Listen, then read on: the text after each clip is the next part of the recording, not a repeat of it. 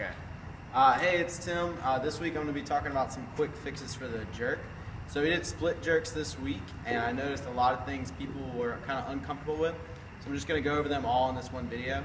So the first thing I'm going to talk about is the grip. So, Aaron, if you move in close, if you guys see these lines on the bar, like this line and then where the knurling starts, give you an idea of where your hand should be symmetrically.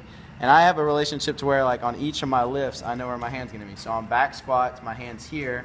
On cleans, my hand is here. And on snatches, my hand is here, right?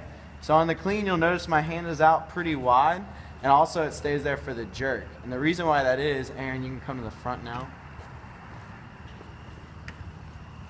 So when I do my jerks wide like this, that enables me a little bit more comfortability in the shoulder. So that way I can set up in the front rack. And as long as I have all of my fingers underneath it, I'm going to be able to get the jerk to where I can twist up at the top. But also going wide on the jerk means I don't have to push the bar up as far. So if I have the jerk out wide like this, that's the distance. But if I have my hands in closer, that means the bar has to go up higher, right? And I'm also less stable here than if I have a wider base, kind of like the snatch. So this is just easier for me, and I'm kind of a short guy. So a lot of the people who are above 5'5" should be trying at least to get that wide on their jerks. It's just something to try. And definitely don't do it at maximum effort if you're not used to it. But when we do warm-ups and whenever you're warming up for your sets, you know, don't be afraid to go out a little bit wider than usual. Try it out. Of course, it's going to feel weird the first couple times, but I'm a big fan of a wider spread for the jerk. So then the other thing that I was seeing is going back to the front rack. So Aaron, come back to my profile. So a lot of people still set that bar up front on their wrist. When in the jerk, you need that bar rolled back into your front shoulder, that anterior shoulder. The reason why is if I jerk like this, if I go for my dip, then I dip forward, and when I drive out, I'm having to chase the bar forward.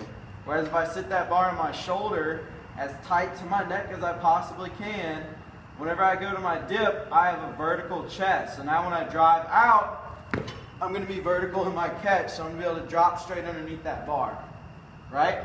So making sure,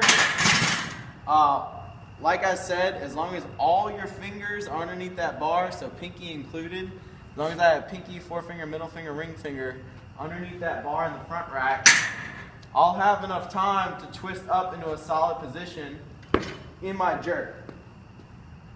So you want to make sure that that bar is as far as possible, fingers underneath. So you can't do it like this.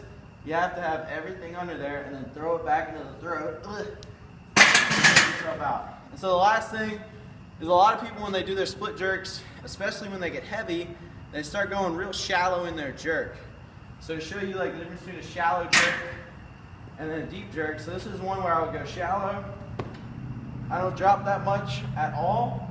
And when I go deep, get way underneath that bar, right, and recover. So, I'm going to test, like, just to kind of show yourself how deep you can go in your split. So if you get in a kneeling position, and then you make sure that your front foot is in front of your knee at a slight angle, you pick up your back knee off the ground. This is how deep I can get my split. So it's like any other lift, as far as the snatch and the clean, to where I want to be dropping deep underneath that bar. I don't want to just drop like a ½ inch. I might as well be doing a push press. So just to review, 3 things that you can work on for your jerk. 1 is widening out your grip. It may be easier. 2 is making sure that bar is shoved deep into your throat and sitting on that anterior shoulder, right in between your shoulder and your Adam's apple, with all of your fingers underneath the bar. And then 3 is making sure that you drop deep into a split, recovering front foot first. That's it. Thanks.